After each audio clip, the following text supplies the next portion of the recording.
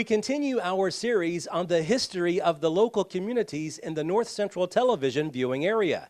This week, we head to Allen County and learn about the history of the Amos community.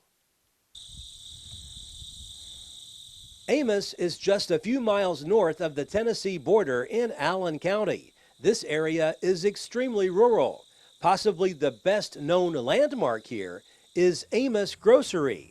Some say it's the social center of the community. It probably hasn't changed much here over the years, but it does have its own unique history. When the unincorporated area first got its name, it was a bit of a challenge just to find a name to call this part of Allen County home. My granddaddy told me this out of his own mouth.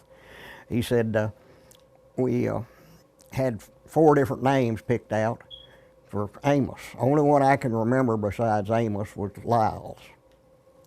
And anyway, they went through the book, and if there was another one in Kentucky with the same name, you couldn't use it. And anyway, the post office is the way they did that. Whoever had the highest number of people in the town got to keep the name, the one, you know, with the most stuff.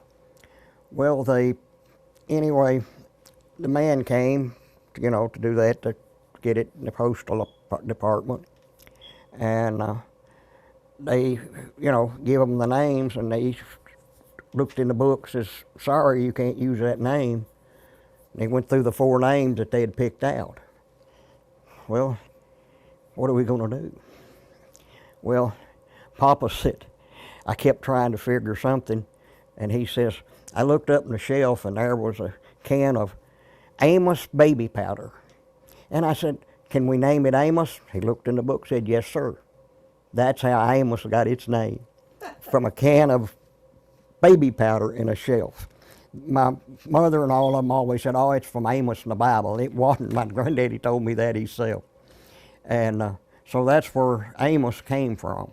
Larry Joe Downing's grandfather, Thomas Garfield Binion, owned the Amos Grocery for about 40 years.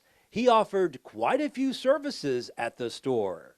Well, he's just showing off his car, and he could play a guitar, but he could play a banjo. He could really play a banjo.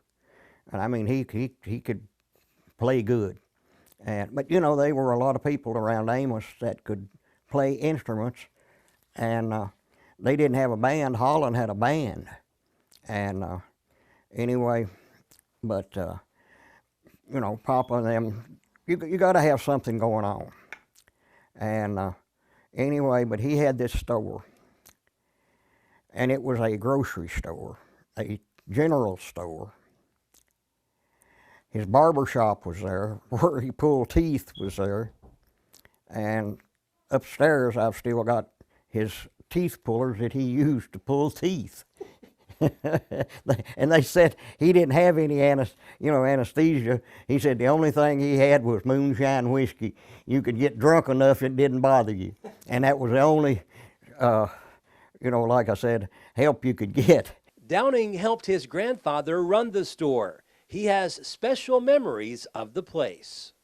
The one thing about the store that I always really liked, and it was still there when we were running in the late 40s, it had an ice house in it, and he had a pond. And during the winter, he would saw ice out of the pond, put it in this ice house, which was in the back of the store, and he would keep this ice. People said he would have ice till not October, but August of that year. And he had cold drinks, and he had ice cream. He had a 5-gallon ice cream freezer.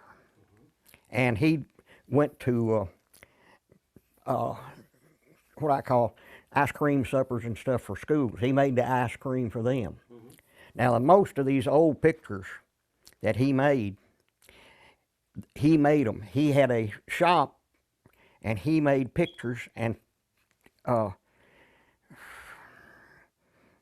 anyway, he developed the film. He had a room in my great-granddaddy's house where he did this. And if you see any pictures from Amos in the old pictures, you can almost bet 99% that he made the pictures. I don't know whose family or whatever it was. Downing says a country store was vital to any community 70 or 80 years ago when transportation was hard to come by.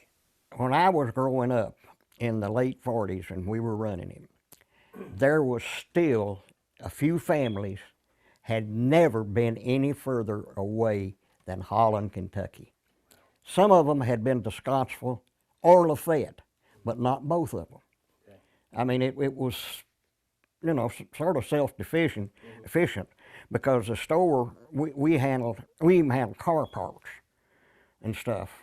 And you could get all types of stuff to repair farm machinery. We didn't sell farm machinery. A Holland store did sell farm machinery, but you could get parts for it there at Amos. Mm-hmm. And we sold a certain amount of clothes. Today, the most recent Amos grocery store is alive and well. Downing says it's the last country store in Allen County to exist.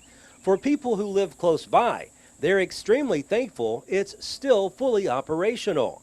A visit back to the good old days, some would say, when you come here. Reporting from Allen County, Barry Hyatt, NCTV.